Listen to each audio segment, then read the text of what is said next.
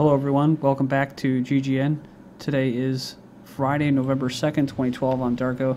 Alright, I'm going to continue here. We just left off with Iraq and now Iran. If Iran gets nuclear weapons, so will Turkey, says Israeli Defense Minister.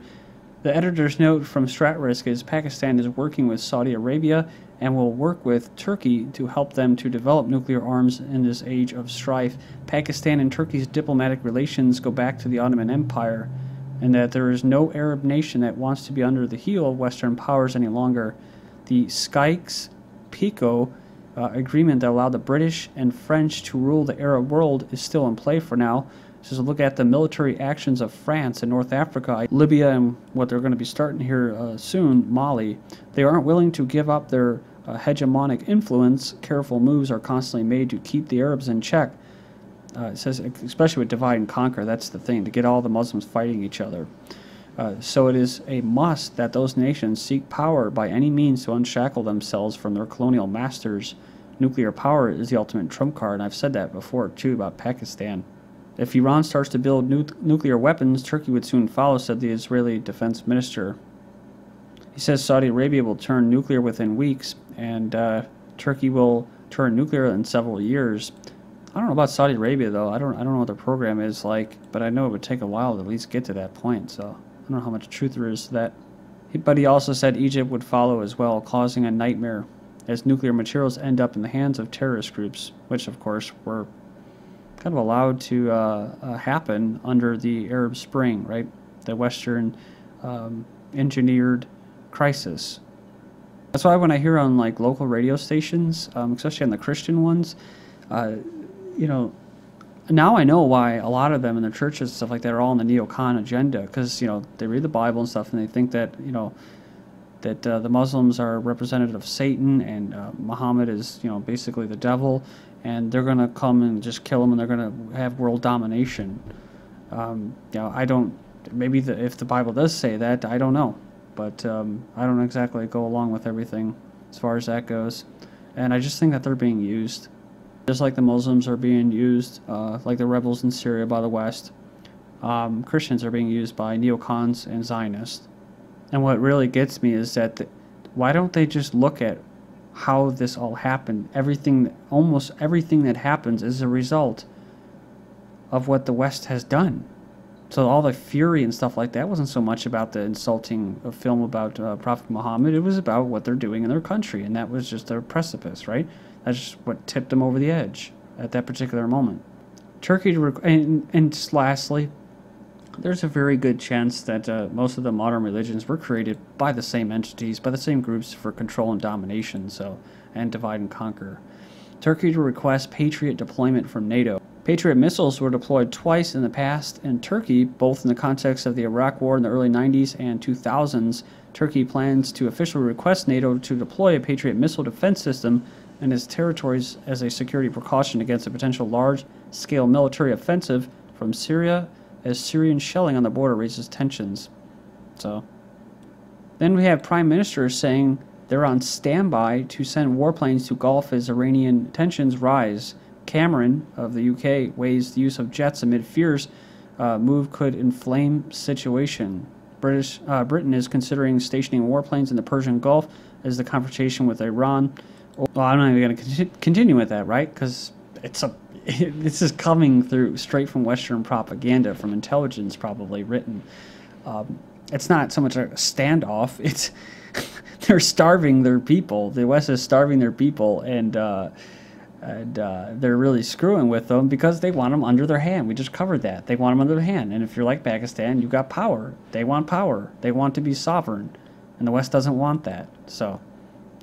But yeah, so they're considering deploying these jets and stuff like that. They say at a time, mind you, right around the elections, when Israel is threatening military strikes against Tehran, and of course all the turbulence in the Middle East, which has been engineered by the same countries. The U.S. is monitoring Iranian warships Sudan visit from the 31st of October. It goes on here and says they was monitoring the visit of the 2 Iranian warships to the Sudanese port this week. The warships left Port Sudan in the Red Sea earlier, and AFP photographers said after the visit that coincided with the Sudan's denial that Iran is making weapons in Sudan. says here, Sudan's links to Iran have come under scrutiny after Israel basically bombed their factories. So, AFRICOM's preparing for another humanitarian military intervention. So, Washington corporate interests are hidden behind humanitarian interventions, and that is the story of the U.S. involvement in Libya, Uganda, Sudan, and other parts of Africa. They've been claiming that Somalia was a big success because Washington's spooks spent $500 million backing an African proxy force. They're talking about the Kenyan forces, Ethiopian forces, Somali forces, and government CIA-type trained contractors, private mercenaries, that allegedly drove out al-Qaeda in that country. And it is no coincidence that massive untapped oil reserves in the Puntland region in northeastern Somalia were recently announced in 2012. That's right. A Canadian company along with the UK have gone in there and they've actually started to try to drill in the name of humanitarian intervention, not business. Aid for displaced Somalis has been stolen. The gatekeepers are siphoning off food aid intended for internally displaced people living in the squalid camps in the capital, Mogadishu. It says the gatekeepers linked to powerful militias, landowners, and politicians control the camps through intimidation and force. It's kind of like how every other government works, right? Even denying the displaced access to their homes if their rent is in the arrears.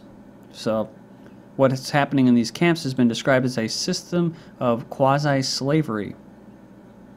But these internally displaced persons complain of severe physical abuse. Now remember this part right here when we get to the next article. The city is enjoying an economic boom with improved security under African Union peacekeepers. Those are people that kill people. It says here, though, that most of these displaced people have not returned home, which is probably part of the initial plan, usually because they lack the money to restart their lives, and food and security conditions have not really improved in their places of origin. And there's a kind of a credo or philosophy of do no harm, kind of like do the patient no harm, don't make it worse. And it goes on and says the Islamist militants of al-Shabaab who controlled Mogadishu until August 2011, since 91, when the civil war began, says they have accused aid agencies of politicizing humanitarian needs and creating dependency. They have banned most major organizations such as the World Food Program and UN Refugee Agency from operating in their territory.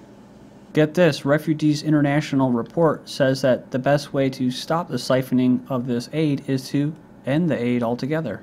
Then we have Somali traders want UN to lift charcoal trade ban.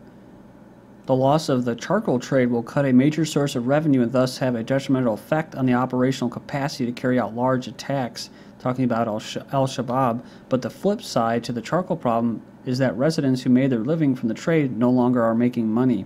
A potentially tricky issue for the Kenyan troops who now control the region. And they're talking about winning the hearts and minds at the point of a gun, right? That's what peacekeepers do. AU presses for more weapons for Somali governments.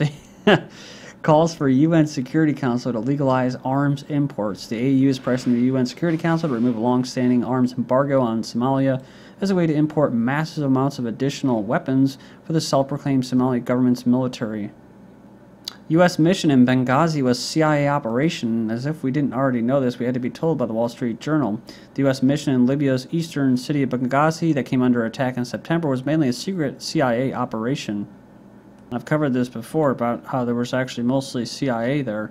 And it says here that of all those people that were evacuated, these 30, quote, officials, only 7 worked for the State Department. This is interesting. CIA Director Patriot did not attend a ceremony held for the arrival of the coffins of the victims in the U.S. allegedly to hide the CIA operation. Albright wraps disgusting Serbs in Prague book signing. The Clinton-era secretary, confronted by pro-Serbian protesters who called her a war criminal during a recent book signing in her native Prague, pushed them aside as disgusting Serbs in a confrontation going viral on the internet. You can go in there and check that video. It's 1 minute and 35 seconds. As they close in on her, she says, get out, that's it, get out. So they soon walked away with an aide after saying they're disgusting Serbs. So, as Clinton's top diplomat, Albright headed the U.S. participation in the Yugoslav wars in Bosnia and Kosovo, and is credited for pushing NATO into the humanitarian crisis, which was dubbed Madeline's War by the Times magazine. Then the other Clinton, Hillary Clinton, urges Serbia to accept Kosovo's borders, said on Wednesday Serbs must accept that they cannot change Kosovo's borders as the U.S. and EU press Serbia and Kosovo to normalize relations.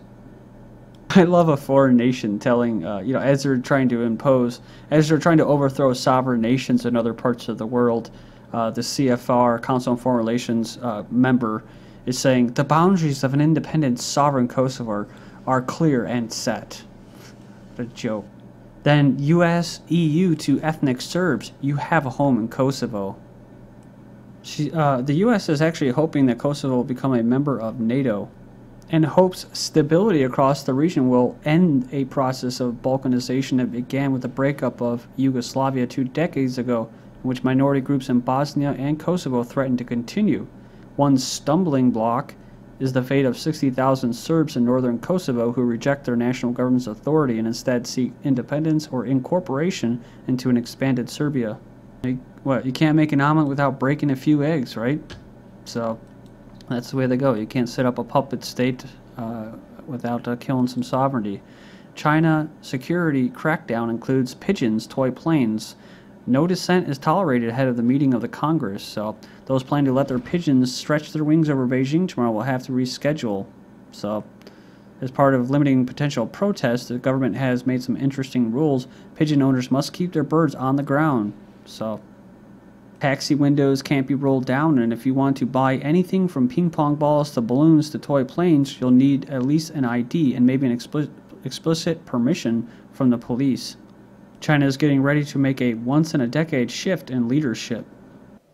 And also with pigeons, Israel bashes provocation of carrier pigeons on Gaza flotilla. Activist confirms the Estelle had pigeons on board.